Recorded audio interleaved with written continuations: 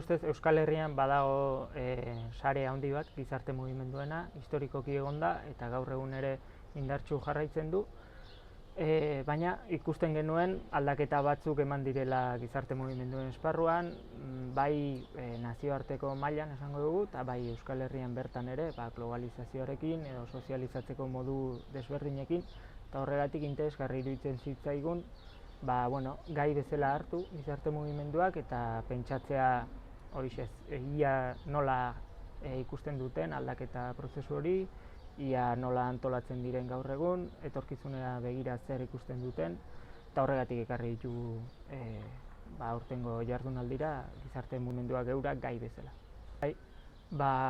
Ikerketa EHUn egindako ikerketa bat dago, 4 ikerketa taldek egin zutena jardunaldi hauen oinarrian, eta horien artean ikergaietako bat bazen pandemia bera. Pandemiak nolabait ekarri zuelako shock egoera bat gizarte osora, eta beraz gizarte mugimenduetara ere bai, sozializazio espazio guztiak birrindu zituen, kendu zituen ohitura batzuk, gizarte mugimenduek aprobetxatzen zituztenak, bai kalea hartzeko, bai gune bereziak sortu ahal izateko, eta sentsazioa badago, pandemia ostean horiek errekuperatzen saiatu direla, baina utzi duela bere arrastoa ere. Eta hori da pandemiatik ona galdetu nahi duguna jardunaldi honetan, ia lortu den errekuperatzea kale hori, eta lortu baldin bada, edo ez baldin bada, zer gelditu den bidean, ze zailtasunekin topatu diren nolabait berraktibatzeko gizarte ehun hori. Ziur aski bietatik egongo da sektorearen arabera posible delako, beti gertatzen den bezala, gizarte mugimenduetan gorabeherak egotea, baina hori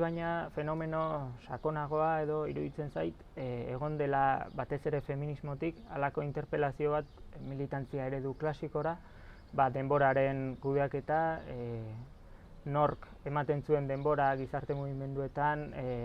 ekintza politikoan militatzen, eta nork ematen zuen batzuk gizonezkoek gehien bat militatu zezaten etxean, zaintza lanetan, emakumezkoek gehien bat denbora hori nork ematen zuen, auzitan jarri delako, ikusi delako hor ere badagoela generoaren araberako zapalkuntza bat, eta hori guztia interpelatu egin delako feminismotik, ez? Horrek ekarri zuen gizarte mugimenduetan ere ekiteko modu berritu beharreko bat, eta horri tiraka interesgarri iruditu zaigu militantzia ereduen auzi hori ere gizarte mugimenduei eurei planteatzea.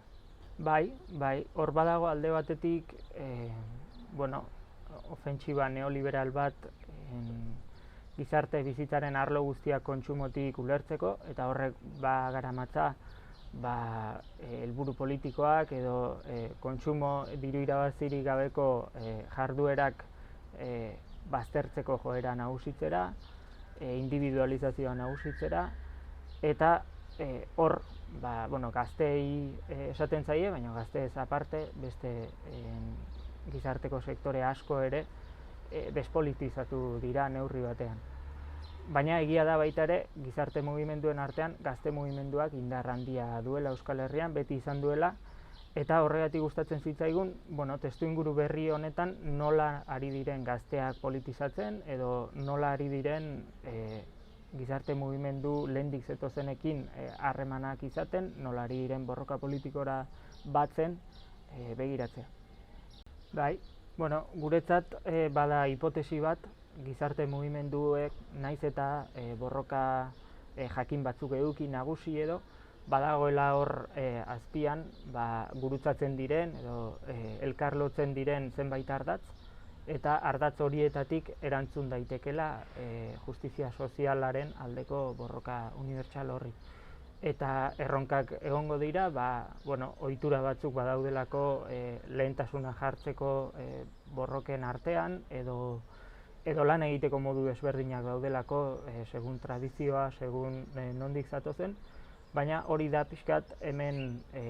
hain leku desberdinetatik eta hain mota desberdineko gizarte mugimenduetatik etorriko diren kideekin lortu nahi genuena. Jarri nahi genituen profil eta jatorri desberdineko jendea elkarrekin hizketan justu gogoeta dezaten ia posible den elkargune hori, eta posible izateaz aparte, nondik joan daitezken etorkizunera begirako erronka horietan batera egin daitezkeen borrokak eta lotuneak nun egon daitezke. Hor ere ziur aski ez dago erantzun bakarra, ikusi beharko litzateke bai borroka bera, bai alde batean eta bestean egon litezkeen agenteak.